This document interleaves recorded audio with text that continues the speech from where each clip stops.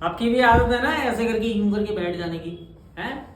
इसको बैक को जो है ऐसे करके आगे की तरफ यूं झुका लेंगे।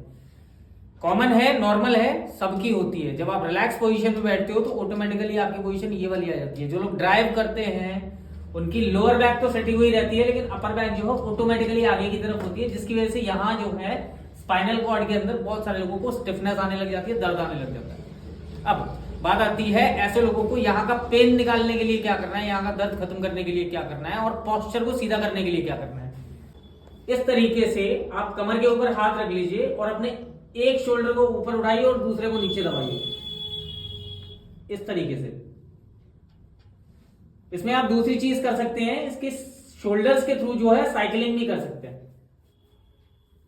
ये क्लॉकवाइज एंड एंटी क्लॉकवाइज ये आप करेंगे तो अपर बैक जो है ये पूरी तरह से खुल जाएगी।